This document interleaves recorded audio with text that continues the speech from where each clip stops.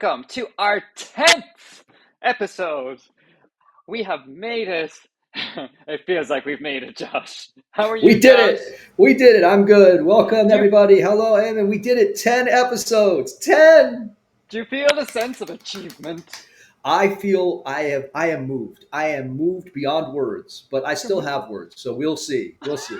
Yeah. It wouldn't be like you to be silent now, Josh, would it? No, no, no, no. Silent Josh doesn't exist, I'm afraid.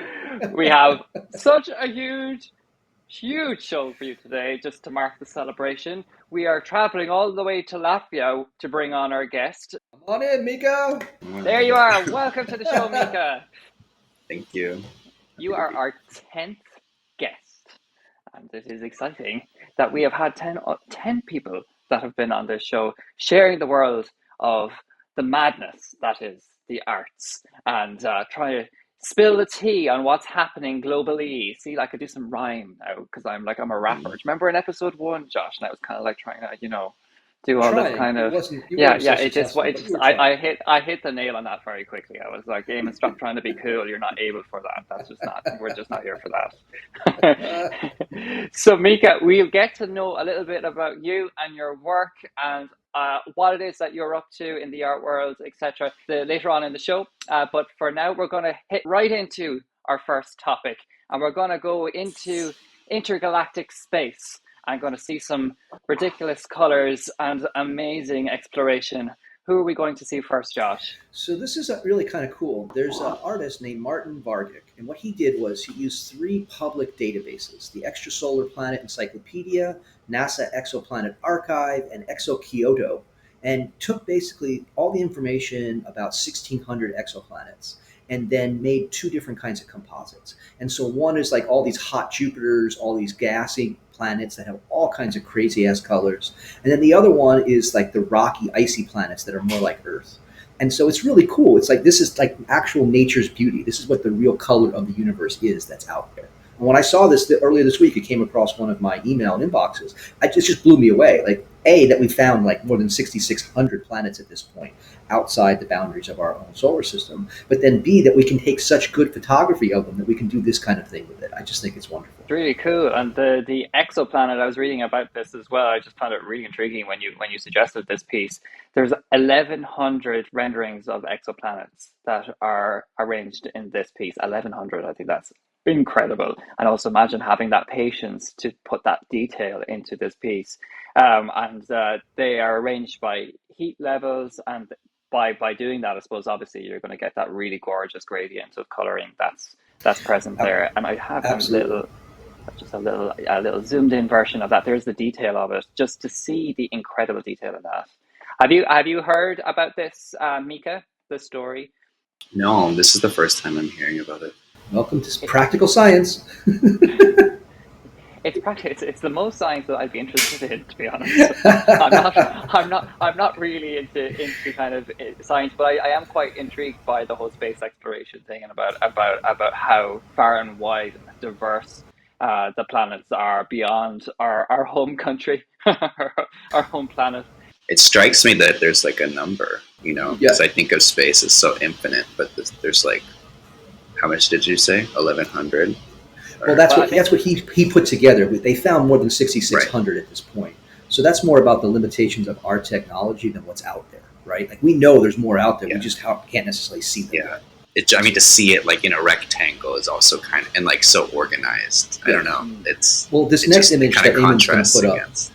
Eamon, Oh why yeah, don't you put that's up the nice. next one that has this is so this is all the rocky and icy worlds, right? And so you look at some of the colors on the right side there, like the reds. I don't think anyone imagines like rocky worlds to have those kind of colors because we think of Earth, right? We think of like maybe Mars, which is this pale reddish, but this is some like seriously violent red kinds of colors that are out there in the universe. I just think that's really cool. they're stunning. They're really stunning. And this piece here has 900 planets in it. I think there are places within this that have been suggested that he thinks that there are livable spaces that people could actually set up Yeah. and live there based on the kind of the different colorings of them and how they might represent what we would have on Earth, like our similar qualities to Earth, so that people could actually potentially live there. Pretty cool. See what's out there, folks. The beauty of the universe. It's really cool, and there's just a little close up of that piece as well. So like Yeah. you can see just how much detail are gone into these pieces, and how intrinsic the information is. To me, it's just how beautiful the universe is, Yes, right? If you're willing to look. and I think that tea has been spilled, and I think what a great way to start the show with some color. Absolutely. So bringing the story down a little bit and bringing in a little bit switching from outer space switching from outer space to and bringing back to the British bringing Museum. us back to Earth, bringing us back to Earth to the British Museum. There has been a little bit of hooliganry, So, tomfoolery. There's been so tomfoolery happening. this guy's name is Ile Sartuze. I hope I'm pronouncing that correctly. He's a Brazilian conceptual artist. He's finishing up his MFA at Goldsmiths in London. And so what he did was he stole a coin that was on display. It was part of being able to like touch and like work with history. And he swapped it out, and then he put that coin into the donation box. And then he set up a 2-channel video installation with the coin as part of his like MFA show. And the museum is really, really aggravated. They really are. They feel like you have not only have you taken the piss out of us, but you are abusing public privileges where the public gets to interact with the art.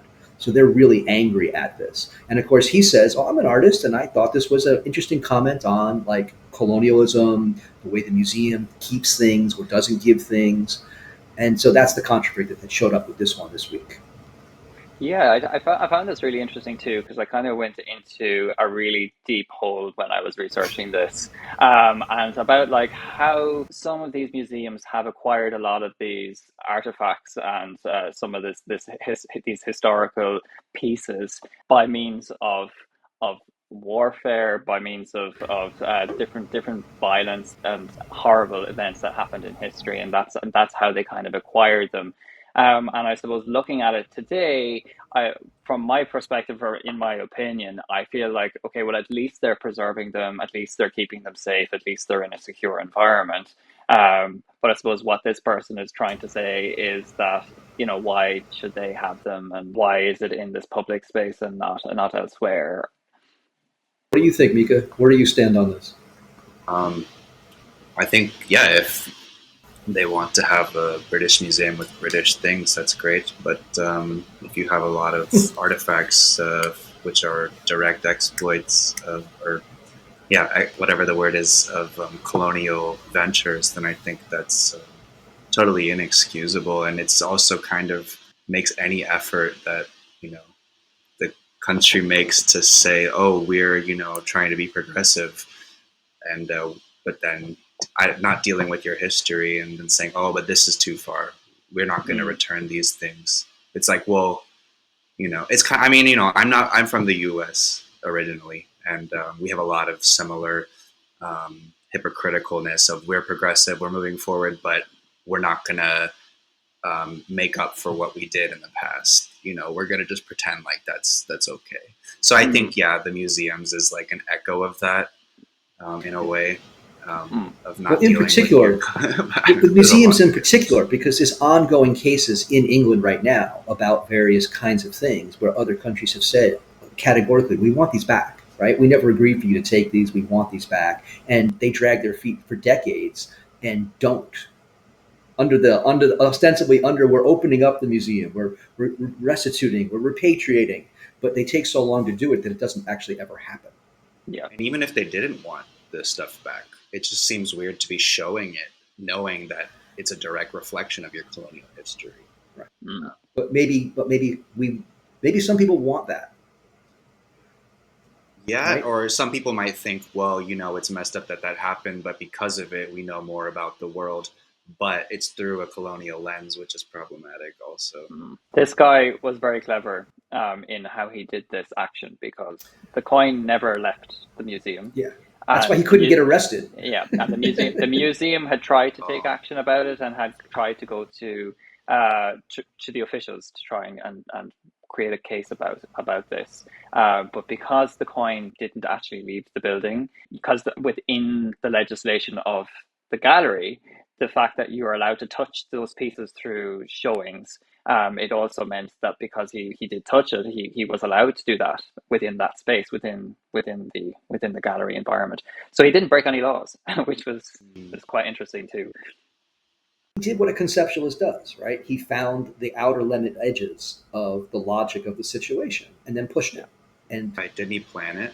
It was like a oh yeah, this was his MFA project. This was what Yeah. he did for his contribution, right? So this is He wrote literally he wrote a about thesis on it. yeah, it's literally about how are you to manipulate the museum from within and get away with it, which is really kind of smart. And that's also why they're so pissed. Yeah, because he got away with it. He got away with it, right? Like, I wonder, does that just open up as well for other people to say, okay, well, look, if he got away with it, what else can we get away with? well, that's That'd the be funny kind of- thing, right? yeah. Conceptualism always is trying to push in whatever direction, right?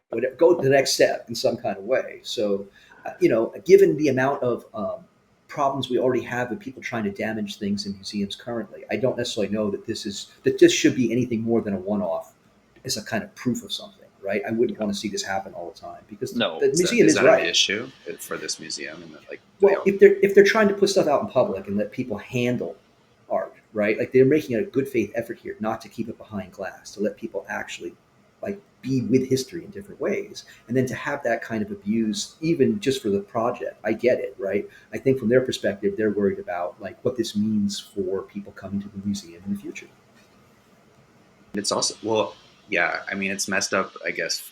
I'm sure they're mad that they can't arrest him, but I'm sure they're getting a ton of publicity, and I'm sure they're getting a ton of conservative donors that want to help and like, give them money so it doesn't happen again or Yeah. something like that. Strengthen those security cameras. Yeah, right? I'm sure that they're getting something good out Of course of they this. are, and they've got, as you said, the publicity. And Mika, if there's been anything that we spoke about on this podcast, it's about publicity and about attention seeking. Boy, can we get it as artists. We are very successful at getting attention. Maybe it's because as a child or something, we just didn't get enough of it or something. I don't know, maybe.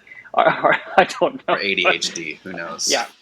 People realize that being a bad boy, right, will get you'll certainly get attention paid, right? Creating a problem will always get people to pay attention to you in ways that not creating a problem.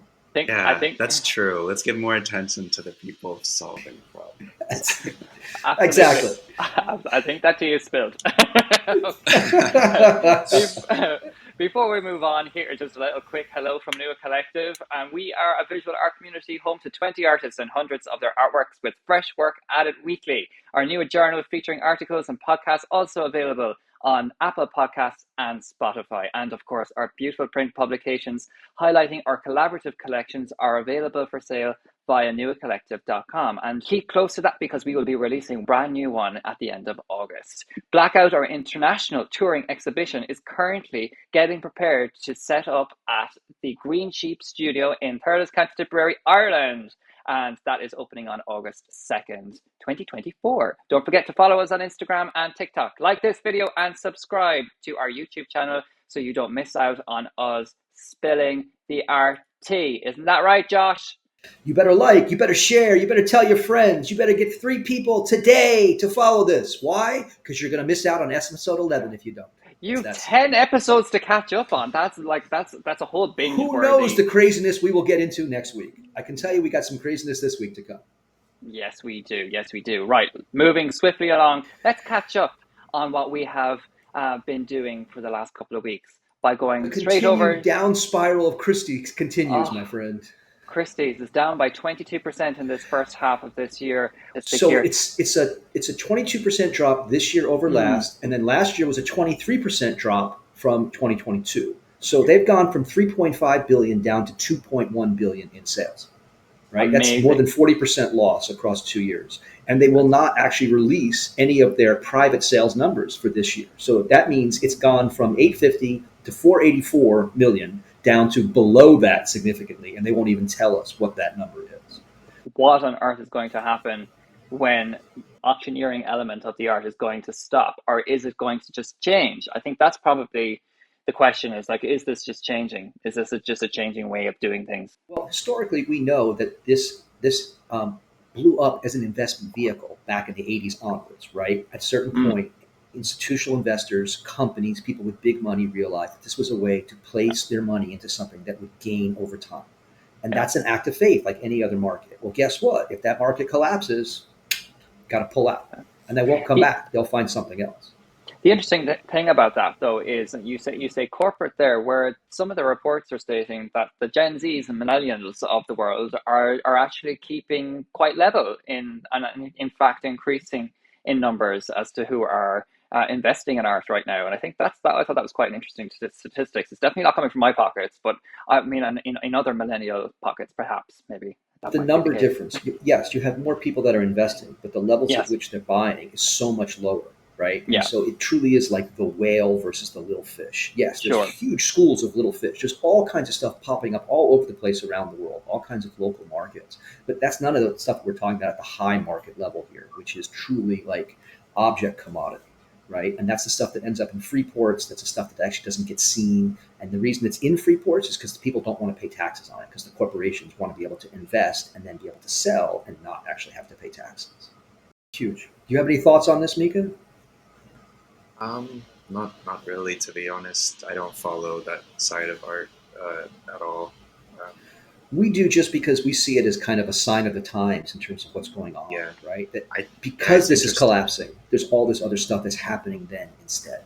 I kind of think it's a Living little shady. artists need people to buy their work, like Ksenia said last week, right? Like, literally, that was her pitch. Like, buy art from living artists. We need you to buy our stuff, right? But investment grade stuff is completely different. That's no different than any of the other like high investment things that people put their money into, and that's not really about the art, right? It's about the return on the investment. They don't see the art. Yes. Yeah, I suppose it's just understanding, I suppose, where we are in the market, or not, and if and what art is being created just for the market. And I suppose it's just an overlook of what's happening, really. can you do that? Can you make art knowing like, okay, this is going to, you know, hit it off with these investors and it's going to sell for like Mm, certain. Yes. I mean, that's there are many people's careers. That's exactly what they've intended to do. They wanted to make what people would buy, and they're happy to make it over and over again, as long as it sells for good enough money that they can go on with the rest of their life.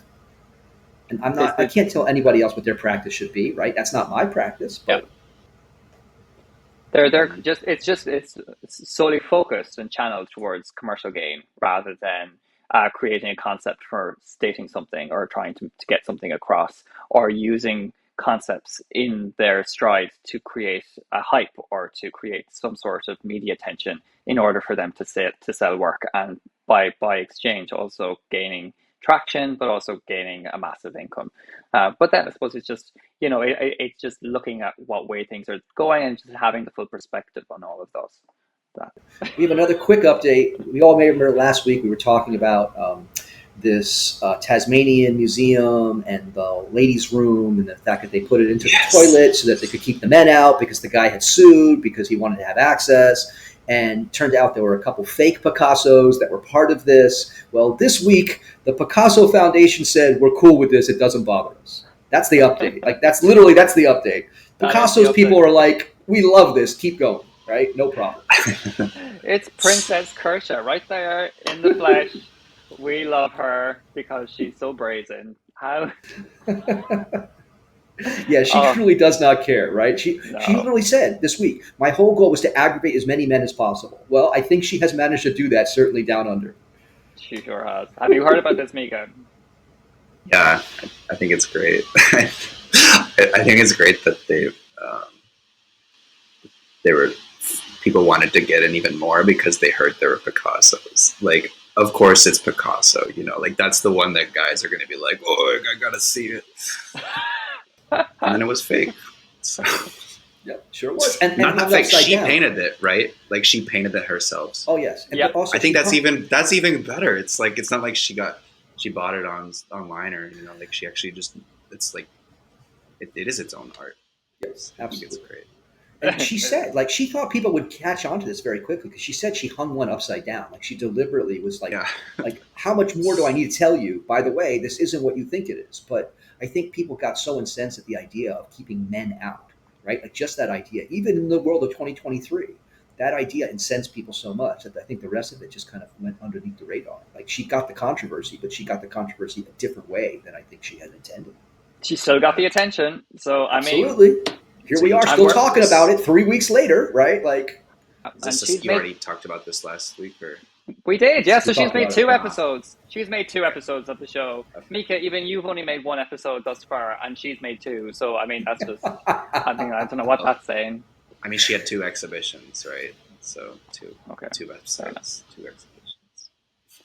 At least, are you So that's are that you update stand spilled. are you standing for her? Okay. Yeah, I think it's cool. I mean, I support it a lot. I think it's like interesting that it exists in such a like cisgendered situation, Hmm. uh, and I think the fact that it's viral in like art news is also like kind of speaks to what gets popular and around feminist discourse, and it's like people kind of championing it as this like really big feminist move, which it is. It's cool, go women. But I also think it's like it's also cool that she said anyone who identifies as a woman is allowed, like in not Yeah. just like cisgender women. So I guess actually it was pretty cool. I forgot about that part. And then I was like in a women's bathroom the second time, um, which is also cool because it's like that's a topic that a lot of countries I've lived in don't even get close to. Um, so yeah. Yeah, no, 100%. I think that tea is spilled, and we are moving now back to the auction house for some Star Trek goodies. So, Yes. This is kind I of have, funny. I'm not a massive Star Trek follower, so haters gonna hate. But there you go. Uh, There you go. beam me up, So Scotty. I even got that line in. So, Josh, these this are is all yours. these are from 1966, and these are what are called hero props, meaning that they work. They have you can buttons and turn, and so you can do Hmm. close-ups with them on camera. So that makes them very special and rare because most of the time the props are like non-working, right? They're meant to just be beat up, dropped, whatever. And these are from the very first season, and they had disappeared, and then they just recently showed up, and they're expected to fetch between $100 and $200,000 at auction later on this year. So My it goes goodness. back to this idea of what people want to put their money and what they're willing to collect. And the bottom line is collectors often have their own oddball sense of what they want to collect, right? So would I necessarily want to put $200,000 into this? No, but I guarantee you there's going to be multiple people that would bidding on it that absolutely will probably put that amount of money into it. Hmm. I think it's a crazy amount of money to spend on a piece of prop. But then, I mean, if you're that big a fan, I suppose they can justify it. And I suppose if you're spending 100 grand on a prop, you're not really worried about food on the table. So, Yeah, I mean, listen, people will buy an artist's palette, right? They just want like a memorial or a fragment of what the artist had done. So I think people get attracted to all different kinds of things. Props, particularly in the United States, though, because of the Comic Con and the whole yeah. interest in Hollywood and characters, Mm, cosplay, that kind of thing, it's huge, right? And mm, so before this goes up on auction, it's going to be at Comic Con this summer, and it's going to yeah. attract thousands and thousands of people that will come out to see it that are Just still to see Star the Trek pieces, of fans course. just to see it. Yeah, Mm. yeah. I And mean, in the it's same way much. that some people might go to a museum, right, and like want to go see a Van Gogh and be willing to stand in line for an hour and like to take a selfie with it or something. Mm. People will do the same thing with this stuff at the convention. Absolutely. I think it's great that they're honoring the prop department though as well, because I know Mhm. it has the association because of it being in Star Trek and that, but you just see the detail in those props and how cool they are. Just aside from the fact that they're associated with Star Trek, and we saw it with Dorothy's red slippers only recently as well, and how much attention that had got, and how valuable they are with like over like millions with an auction price of millions.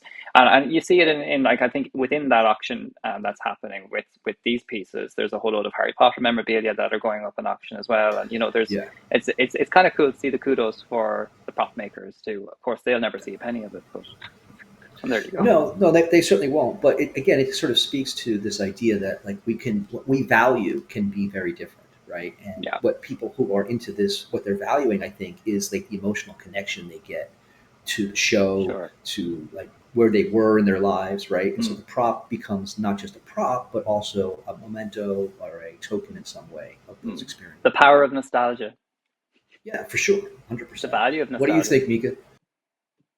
Well, I'm all for fandom. I think, having like a healthy obsession over a show or, a series or artists or writers or a certain like series or whatever, in this case, Star Trek, I think it's great like to have that sort of passion where you want to know every little thing about it. You want to, and so like when there is something like this that pops up, I can see why it's really exciting. But I also think that sounds like a pretty cool job to be able to make ruby red slippers for Dorothy, or make like a whatever that is, a phaser for Yeah. Star Trek. Looks like a compass. Well, I think Compass, yeah, but like it's like from scratch probably, or you make it with different parts. I don't even know how you do that. Yeah. in the art world, we have this separation between art and craft, right? Which is really not Yeah, a fair separation because they're really just along a spectrum. And I think for me, this is craft, but there's artistry to that craft Of course. precisely because of the detail it's working, right? And in that, Mm. what, 66 to now, so we're looking at 58 years, they're still working props, Mm. right? The people that put them together knew what they were doing, and so they still work. So yeah. I these wonder human hands. what kind of weird stuff is in their garage. Just Yeah, you know what I mean? Because like if you have that sort of technical skill to be able to make a prop like that, I'm sure you make other like weird little yes. props that aren't for anything. Yeah. Mm. See, and this is how the tea spills and more things come out. So So that one next is week we'll have, spilled. and then that one will spill. And next week we'll have a segment about what's in your garage. It's a really cool topic to bring up though, because it's just something that's different, and that's what happens on Spill the RT. You never know where we go. But now we're going to you, Mika, and we're going to just learn a bit about you. So you said earlier that you are from America, but where are you based now? What's happening? So yes, I was born in the U.S. And then I got admitted into the Art Academy of Latvia, and so I moved to Riga, Latvia. I'm also Latvian American, I should say. My mother's side of the family is Latvian. My grandparents were born in Latvia, and then they left and went to a variety of different countries, and after during World War II, and then ended up in the U.S. So I have citizenship here. I was able to get admitted to the Art Academy, and I was there for drawing specialty. And I just finished my master's degree this year, actually. So, Congratulations. thank you. Yes, Do you that's have my show. a Or really good picture well, of your exhibition? that's my room as a part of our graduate show, which was amazing. So they have like 8 venues or something, maybe 6 venues across the city. There's 2 main Wow. buildings at the Art Academy, and not every room, but like every floor has just decked out artists, students who are graduating both from the bachelor's and master's program. So unfortunately, if you're in Latvia, you can't see it anymore, but it was really cool. And so, Deadly. yeah. And here's some of the stills of that work. You have this drawing piece. Do you want to talk about this character? This character seems to come up quite a bit in, or this subject matter. Sure. Yeah. So this is a drawing on paper. I use charcoal powder mixed with water, and then I use a brush to sort of like watercolor, but with charcoal. And then I also use graphite pencil as well. And I think on this one I also did use some pressed charcoal just to get some of the darker areas. It's a part of this. I mean, the whole series, my exhibition is. It's called Personal Connections Within the Apartment, and I was attempting to reflect on the connections that right, it's exactly the title. Reflect on some of the interactions that are happening within an apartment and exchanges of affect. I was looking into affect theory after one professor sort of suggested it to me, and it's this really cool idea of, you know, I mean, it's not necessarily visible to the eye, but there is this like exchange of energy between not just like humans, but like pretty much everything that's like in your environment, whether that is feelings, or in my in my project, I was thinking that maybe it's also like experiences and sort of traces history of things that have happened. So, for example, this is my studio. These are three. I did three drawings of my apartment. And this, yeah, this is my living room with kitchen. Obviously, a little edited. It's not exactly it, but the idea was to introduce these fantastical sort of abstractions as a way to visualize these affective exchanges or these exchanges of interaction. So this chair, for example, I've sat there countless times. I've had many Zoom meetings during COVID there for school. I had a lot of meals. I've sat across from friends. Katrina has sat there with me once. I think we were doing makeup before the carnival. That was really fun. So I have these like sort of feelings of like, okay, so much has happened at this one table, right? How could that look? Obviously, it's not going to be one emotion because so many different emotions. So it's this multifaceted sort of experience. And then you think about the people, it's an apartment. So the people who have lived there before me, right? So it's, and people who will live there after me. So that is also a really vast like thing to try to capture visually, but at the same time, it was a little relieving and easy because I didn't feel obligated to scientifically, concretely say this is what that looks like. You know, this is me sort of exploring this really fun idea and this very vast sort of feeling about a space and sort of unseen elements. And what could that look like? You know, so it's really not scientific at all. I kind of just intuitively tried to feel. But one fun thing, I mean, I can, if you have, I guess maybe if you have questions, I can keep going. Obviously, I wrote my master's diploma on this, so I could keep talking. It reminds me of the Duchampian concept. Duchamp had a concept called the infrathin, right, which is about like you get into a chair and you can feel the warmth of the previous person who was in the chair, but you didn't actually see the person, right? But there's this like sort of psychic connection, this like energy that connects you without actually being connected. That's what this kind of reminds me of, right? Like all Yeah, these moments that exist but aren't like objectively existing in a way that you could. It's not. You can't do realism that way, right? There's nothing to realistically yeah, illustrate. right. But it's there It's there, right? Exactly. So it's this when like you walk invisible. into a, yeah. I mean, yeah, it's totally like, I mean, I don't have a roommate, but you know, if I had a phone call that was really sad and I had to hang up and all of a sudden I'm in a bad mood, roommate walks in and they can feel my vibe. That's like tangible. You can even, people say that, you know, like the vibe is tangible. Yeah. So yeah, I will have to look in. What was it called? The theory that Infrathin, infrathin, hmm, infrathin, and it's Duchamp. I mean, Duchamp got there first for all of us, basically, but because right, because I think he realized, oh, there's a whole bunch of other ways that are out there that art can tap, and I can't objectively point to what I'm tapping, but I can describe it in different ways, right? And I think that's the connection between people, as much as it is the connection between things. yeah, and I was also trying to take this non-anthropocentric perspective where I sort of acknowledged every furniture, instrument, sort of being in the apartment as an active participant in this exchange. So they're also inhabiting this space and not seeing myself as this dominant human at the top of a Right. hierarchy that uses the chair, that does all this. It's like, you know, also, you know, I was dealing with this idea of care and how does that also affect these bodies in space. If you don't clean your sink, you know, or if you don't um, fix a squeaky wheel on a cart, then you're going to be hearing that all the time, and it's going to affect the sound atmosphere because you're neglecting necessary. But it's not necessarily a bad thing. It just is, you know. And Yeah. if you fix the wheel, it will change how the sound atmosphere is, and that might change your day. So there's a lot going on, and you could even say that's like its voice. You know, it's like in pain or something.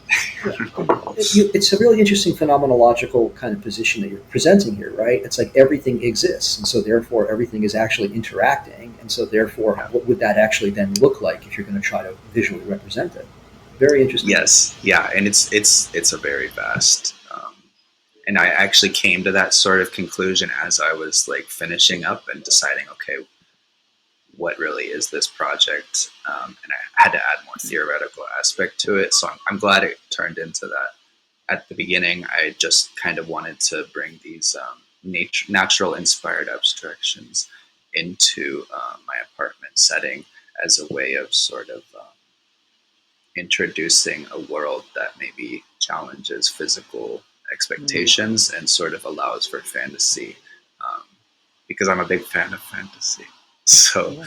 I'm glad that I was able to get some theoretical structure. And But it makes what you're talking about very tangible for those who experience environmental impacts like that, especially on a heightened level where they might struggle with such heightened sensations, um, and how that might affect their day to day living. And I think that's a really cool approach to maybe oh how my I god, would yeah, experience it. yeah, Uh, good point. Really quickly before we kind of finish up, I just wanted to share these images as well that are by you, Mika, and I think these are quite incredible and it's slightly different to the other works, but still quite cool. What is happening here? So these were I was allowing myself to freely experiment with some of abstractions that were similar to those that I introduced into the drawings of the apartment, but without the obligations or restrictions of a room perspective. I don't have to draw, scale. I was able to just sort of intuitively draw some of these yeah, uh, unreal forms, that are referencing natural forms. I did a lot of practicing by studying images of animals, plants, natural phenomenon, and tried to sort of just notice little things I like and take from it. And so that you might see like something, oh, I see like, a bone, or I see wings, or I might see a cloud. There's like a lot of that in there. Feathers, that you might gather, but at the same time, it's kind of like unfamiliar in a way. So yeah, that's the basis of it. And then the stitched paper is sewn by hand with thread. I used embroidery thread and just a needle, and I sewed these two pieces of paper together, and then I stretched it around the canvas. Um, that was more of an aesthetic decision. Just hmm, I've been doing. So this specific paper, when you rip it, I don't know if you can't really see it in this picture, but it has a really interesting edge, and so I did a lot of experiments with ripping the paper to get that sort of effect, and so this was a sort of evolution of that. And I do a lot of hand sewing, just like minor projects, so it was a fun way for me to integrate that into my Yeah, performance. cool. Nice. It's amazing. Your work is really cool and very interesting. But tell us, how do we see more work about you, Mika, and where can we find more things from you? Well, you can follow me on Instagram, I guess. Cool. And What's your yeah, Instagram handle? okay, yeah, I will spell it. It's ELA to the number ING dot DECORE, elating dot decor. And then I also have a website, msolomonva.net. Perfect. And we will put links from those for those in our link description in our bio description. So, Super. and yeah, please do have a look at more work by Mika. Really an absolute star, and super artworks, and we're so delighted to see them and to share them with our audiences here on Spill the RT. So, thank you, Mika. You have been fantastic. You've been a Thank great you. guest. Thank you so much for joining us. Yay. Thank you for having me. This was really fun. Good, good. I'm glad that you enjoyed the experience and hope that you can bring some more spilled tea to us in the future. 10 episodes, 10 It's 10, episodes, 10 10 episodes. Look at episodes, him, he's like 10 a child over episodes, there. 10 episodes. We What did are we it. going to? We did it, We we did did it. We it. got 10 down, we're 10 in. Here's to another 100. And let's continue spilling the RT every Monday evening over here on YouTube Live and across our social channels every day, all for you. So, Josh, what can they do in order to see Like, more? share, subscribe, go to Nua, go to YouTube, go to TikTok, go to Instagram. We're everywhere. We're nowhere. You'll find us if you go looking, I promise. At Nua Collective Art and www.nuacollective.com. That's all from us today. See you Folks, next time. bye bye.